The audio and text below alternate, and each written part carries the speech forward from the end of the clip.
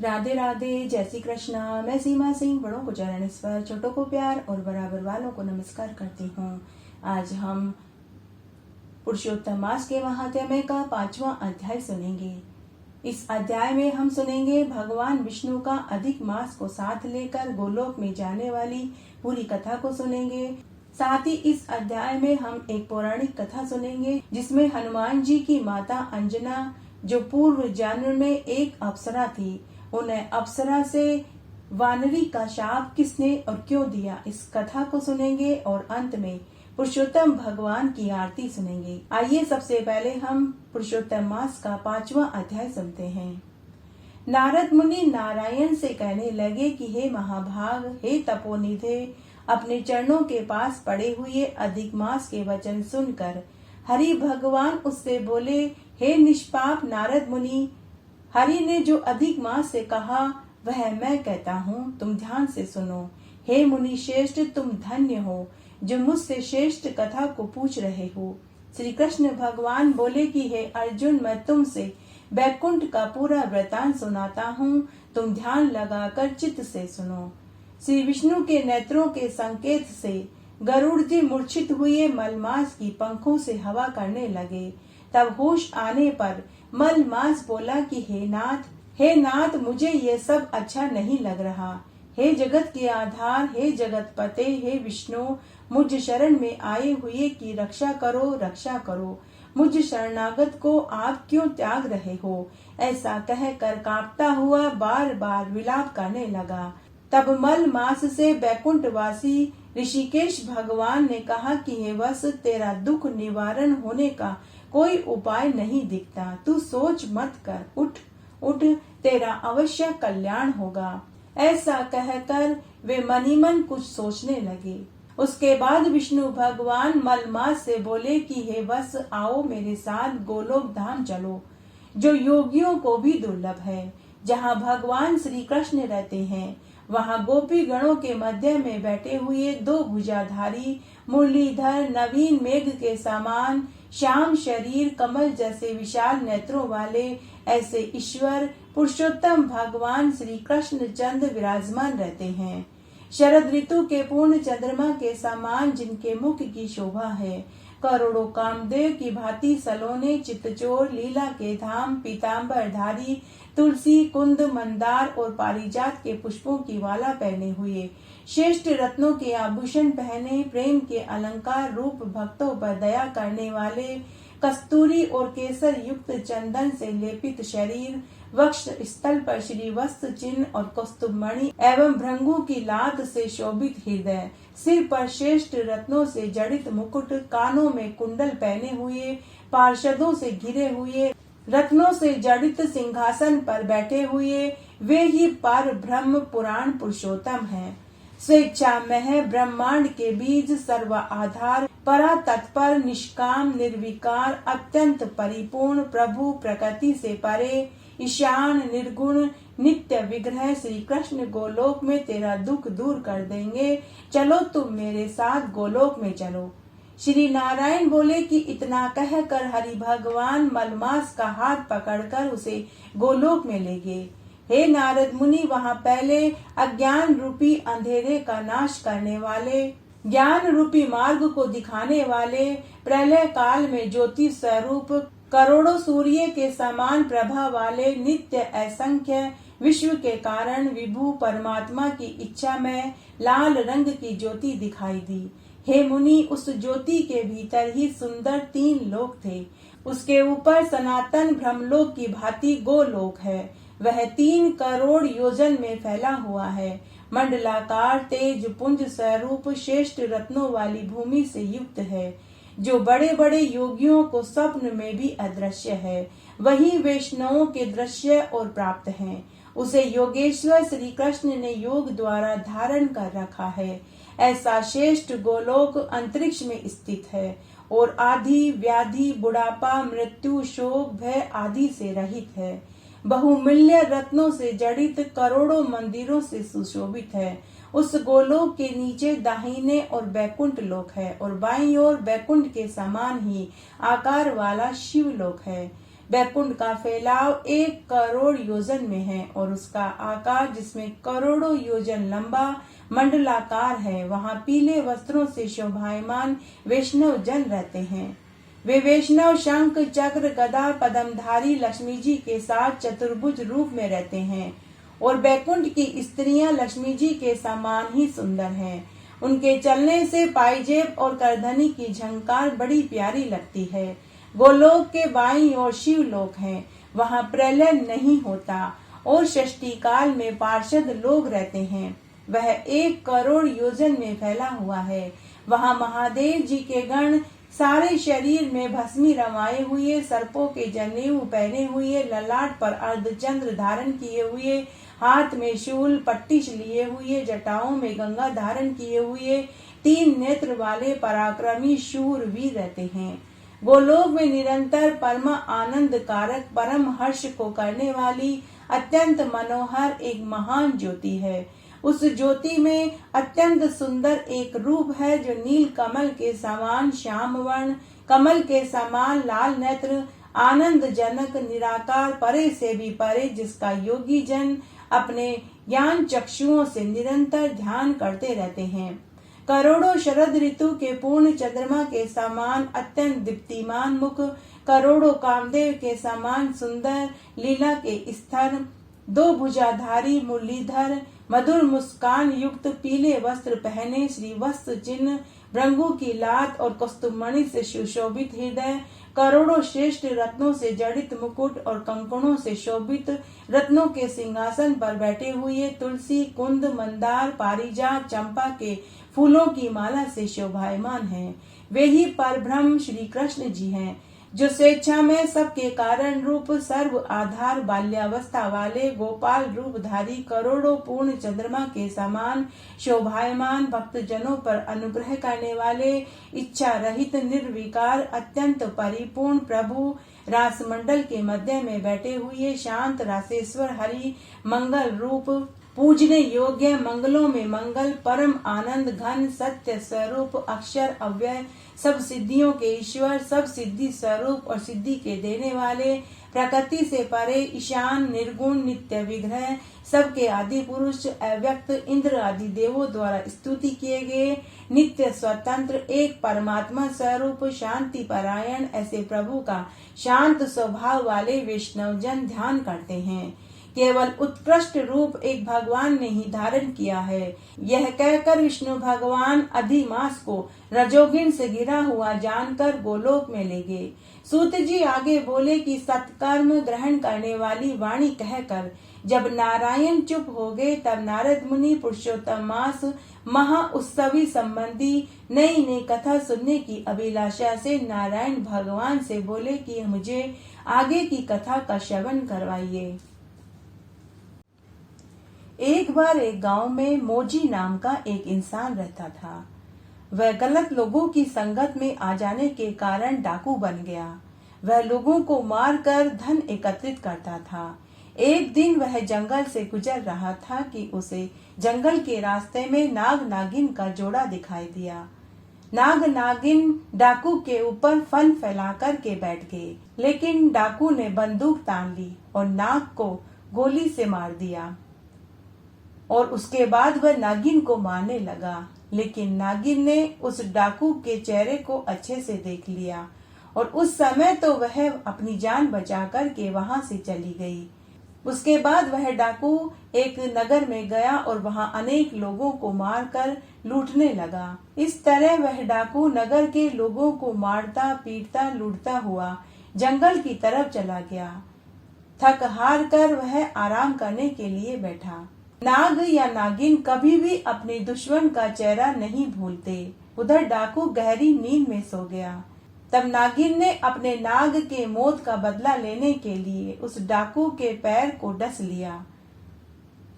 डाकू दर्द से छटपटाने लगा और मृत्यु को प्राप्त हो गया। यह सारी घटना यमपुरी में बैठे चित्रगुप्त जी और यमराज जी देख रहे थे। डाकू के मरते ही यम के दूत उसे लेकर यमपुरी में पहुंच गए। यमलोक में चित्रगुप्त जी अपनी बही खाते में डाकू के जीवन भर के कर्मों और पापों का लेखा जोखा पढ़कर धर्मराज को सुना रहे थे। मरने के बाद डाकू को यमपुरी में बहुत यातनाएं दी गई। उसके बाद चित्रगुप्त जी डाकू की आत्मा से बोले कि तुमने अपने जीवन काल में एक विधवा महिला के इकलौते सहारे बच्चे की हत्या करी थी। उसके पाप के कारण उस सजा को भुगतने के लिए तुम्हें फिर से धरती पर छोड़ा जा रहा है। तुम एक पंडित के घर में जन्म लोगे और तुम्हारी उम्र 11 साल की होगी। उसके बाद उस डाकू को पुनः धरती पर भेज दिया गया। नीचे पृथ्वी पर एक ब्राह्मण दंपति थे जिनकी शादी को 10 बरस हो चुके थे, लेकिन उन्हें संतान सुख की प्राप्ति नहीं हुई। लेकिन वह ब्राह्मण दंपति भगवान भोलेनाथ के परम भक्त थे। इसके अलावा वह ब्राह्मण दंपति गरीबों और जरूरतमंदों को अन्न, वस्त्र, रुपया का दान दिया करते थे। तब एक दिन शंकर भगवान उस ब्राह्मण की भक्ति से प्रसन्न होकर उसे वरदान मांगने के लिए कहा। तब ब्राह्मण ने पुत्र का वरदान मांगा। तब भगवान शंकर ने कहा कि मैं तेरी भक्ति से प्रसन्न हूँ, अतः मैं तुझे वरदान देता हूँ कि तुझे एक पुत्र पैदा होगा, लेकिन वह 11 वर्ष की आयु के बाद ही मृत्यु को प्राप्त हो जाएगा। हे ब्राह्मण, तेरे भाग्य में विधाता ने औलाद सुख नहीं लिखा, लेकिन तेरी भक्ति से प्रसन्न होकर मैं तुझे पुत्र का वरदान देता हूँ, लेकिन वह 11 साल के बाद ही मृत्यु को प्राप्त हो जाएगा। यह सुनने के बाद ब्राह्मण को न खुशी हुई न दुख हुआ। उसने यह बात अपनी पत्नी को भी नहीं बताया। कुछ समय के बाद ब्राह्मण की पत्नी को गर्भ ठहर गया और 9वें महीने में उसे एक पुत्र पैदा हुआ। ब्राह्मण अपने पुत्र का लालन पालन करने लगा। ब्राह्मण के पैदा हुआ यह बालक पूर्व जन्म का डाकू है, जिसने पूर्व जन्म में एक विधवा महिला के इकलौते पुत्र को मार दिया था। यह उसी की सजा भुगतने के लिए पुनः पृथ्वी पर पैदा हुआ है। इधर पंडित अपने बेटे को धर्म, कर्म, पूजा, भक्ति की शिक्षाएं देता रहा। उसने अपने बेटे का नाम महादेव रखा। देखते ही देखते समय बीतने लगा। जब महादेव 11 साल का हो गया और 1 महीना शेष रहा, तो पंडित ने महादेव के मामा को घर बुलाया और उसे खूब सारा धन देकर अपने पुत्र को काशी भेज दिया। पंडित ने अपने साले को धन देते हुए कहा कि तुम महादेव को लेकर काशी जाओ और 28 दिनों तक यज्ञ हवन करो। साधु सन्यासियों और जरूरतमंदों को भोजन खिलाना और महामृत्युंजय का जाप करना। पूरे 28 दिन तक महादेव जी की पूजा पूरी श्रद्धा भाव से करना। उसके बाद मामा और महादेव धन लेकर काशी की ओर निकल पड़े। काशी पहुंचने के बाद मामा और महादेव भगवान शिव की पूजा पाठ करने लगे। 28 दिनों तक उन्होंने यज्ञ हवन किया। साधु सन्यासियों, गरीबों और जरूरतमंदों को अन्न, वस्त्र, रुपया का दान करते रहे। इस तरह से 28 दिन निकल गए। तब 28वें दिन महादेव की अचानक से तबीयत खराब हो गई। उसने अपने मामा से कहा कि मामा, आज मेरी तबीयत खराब है। मामा ने कहा कि मैं यज्ञ का कार्य पूर्ण करता हूँ, तब तक तुम अंदर जाकर सो जाओ। महादेव अंदर जाकर सो गया। इधर उसका मामा यज्ञ का कार्य पूरा करके सबको भोजन करा के अन्न, वस्त्र, रुपया का दान करके अपने भांजे को देखने गया तो उसे उसका भांजा मरा हुआ मिला। यह देखकर मामा जोर जोर से रोने लगा। इतने में ही यमलोक के दूत महादेव की आत्मा को लेकर यमपुरी में गए। यमलोक में चित्रगुप्त जी जैसे ही महादेव के पाप और पुण्य के लेखे जोखे को बहीखाते में देख रहे थे तो उन्हें बड़ा आश्चर्य हुआ। उन्होंने अपने यमदूतों से कहा कि अरे यमदूतों, यह महादेव तो भगवान शंकर का परम भक्त निकला। तुम पुनः इसकी आत्मा को उसके शरीर में छोड़ करके आओ। उसके बाद यमदूत महादेव की आत्मा को लेकर पुनः पृथ्वी पर आए और उसके शरीर में उसकी आत्मा को छोड़ दिया। जब महादेव के शरीर में हलचल दिखाई दी तो उसके मामा की खुशी का ठिकाना नहीं रहा। उधर यमलोक में धर्मराज जी चित्रगुप्त जी से इसका कारण पूछने लगे। तब चित्रगुप्त जी ने कहा कि जब मैंने बही खाते में महादेव के द्वारा किए गए पुण्य कर्मों को देखा तो मैं देखकर हैरान रह गया। उसने अपना पूरा जीवन भगवान शंकर की पूजा पाठ और धर्म कर्म में बिताया है। 28 दिन तक उसके मामा ने उसके हाथ से यज्ञ हवन करवाया और महामृत्युंजय का पाठ किया।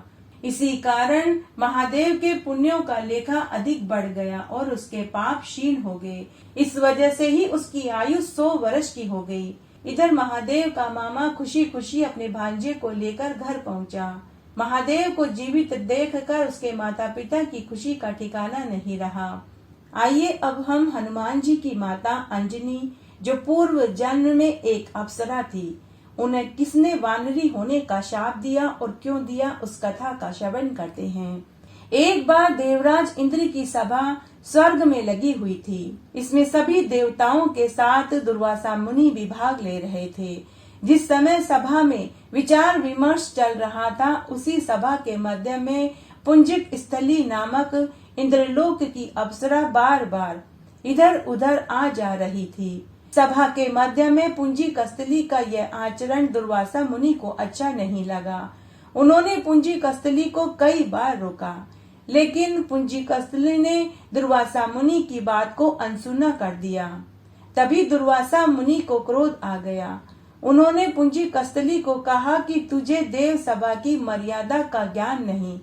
तू कैसी देव अप्सरा है जो वानरियों की तरह बार बार सभा में आ और जा रही है और सभा में विघ्न डाल रही है। जा, मैं तुझे शाप देता हूँ कि तू वानरी हो जा। दुर्वासा मुनि का शाप सुनकर पुंजी कस्थली सन्न रह गई।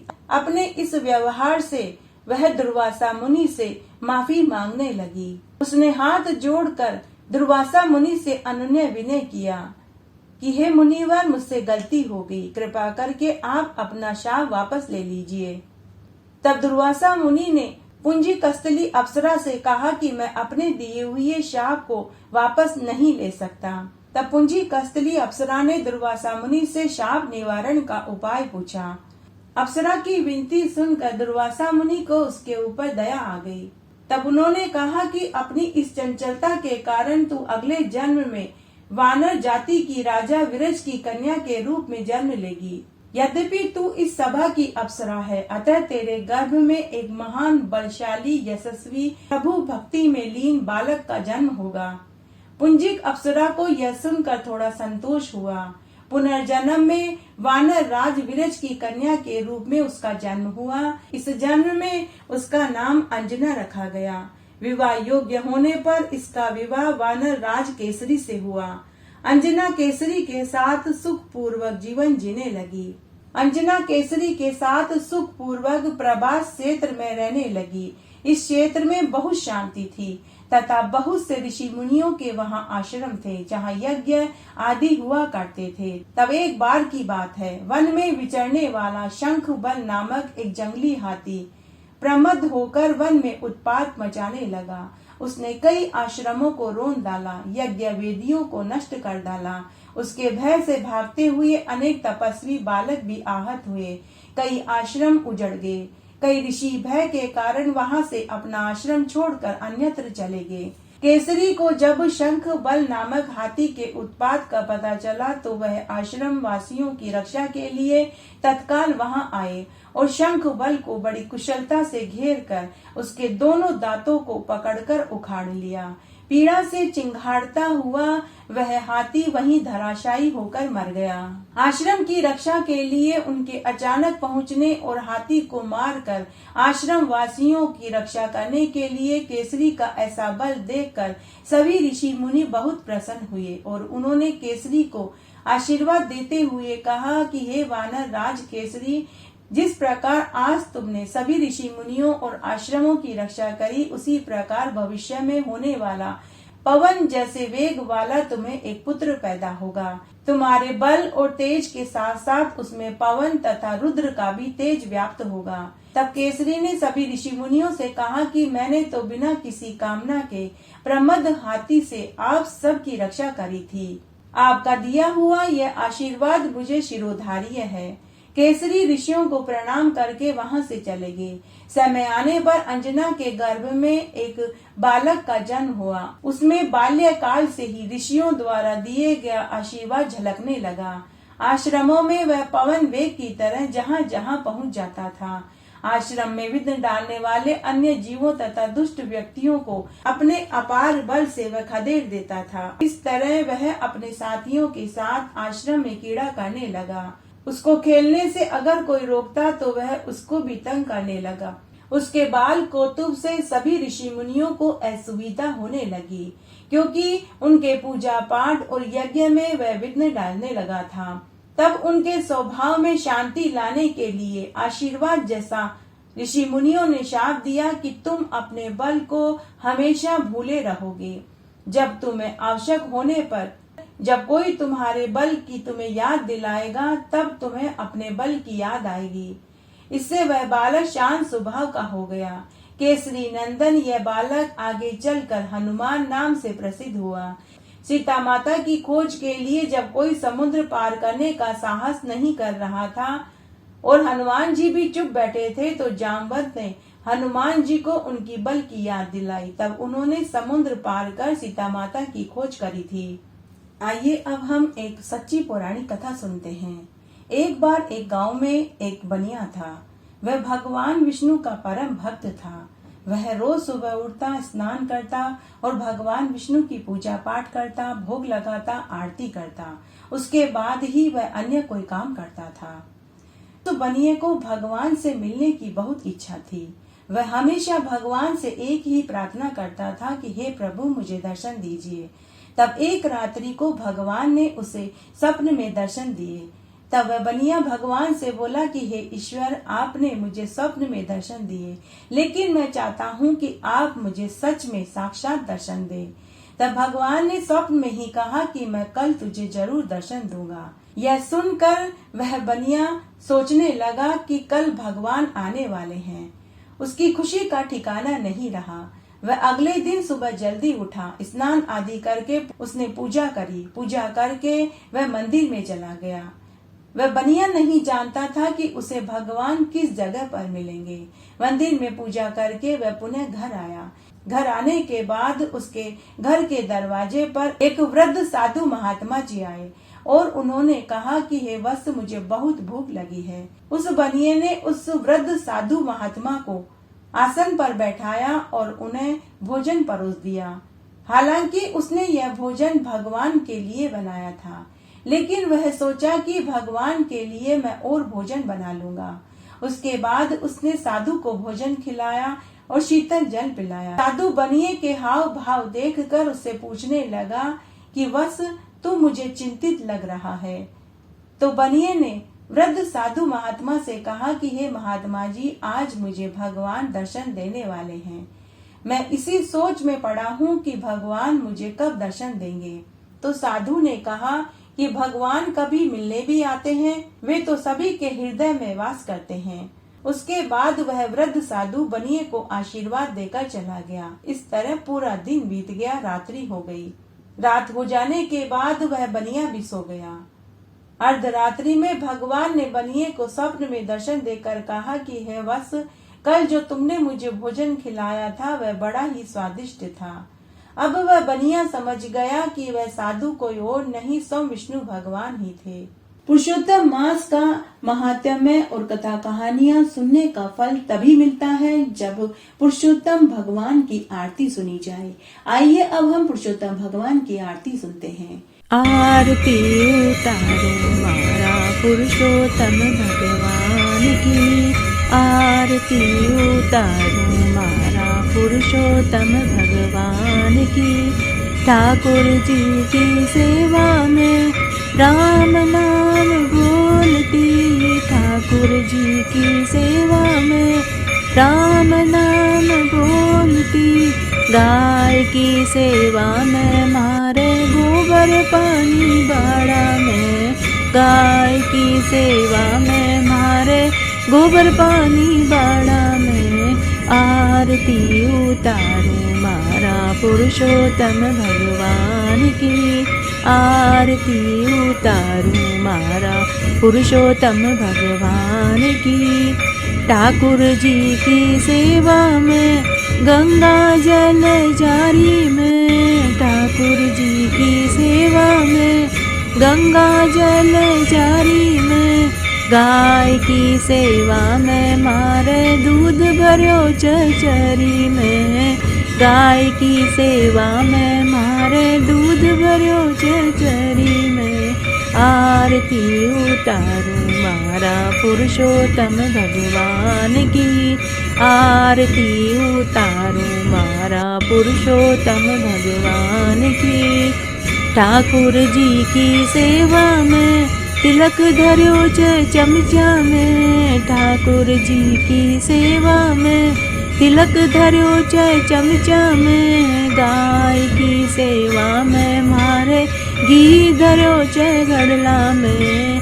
गाय की सेवा में मारे घी धर्यो घड़ला में। आरती उतारूं मारा पुरुषोत्तम भगवान की।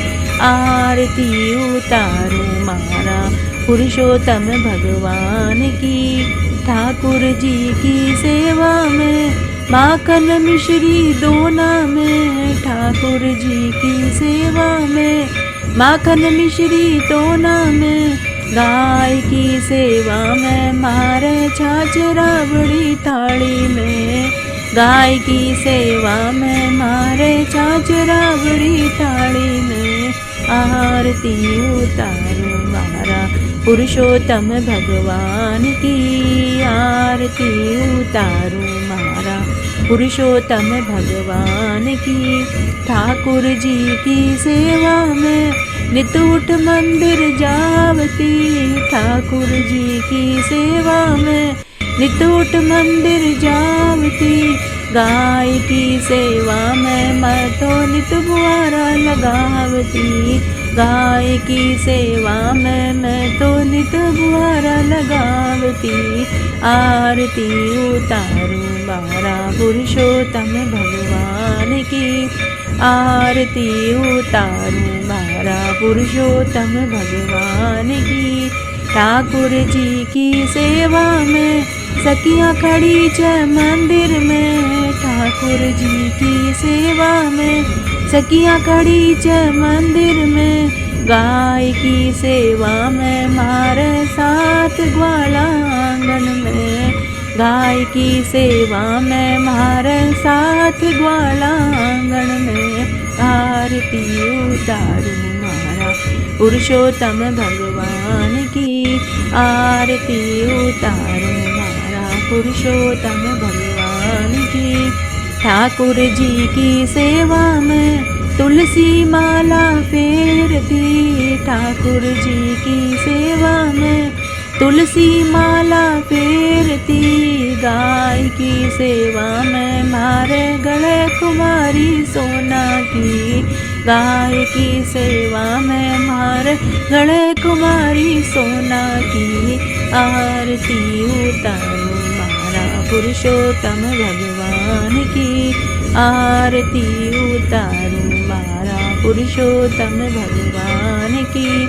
ठाकुर जी की सेवा में बैकुंठा में जावती। ठाकुर जी की सेवा में बैकुंठा में जावती। गाय की सेवा में मैं तो वेतरणी तर जावती।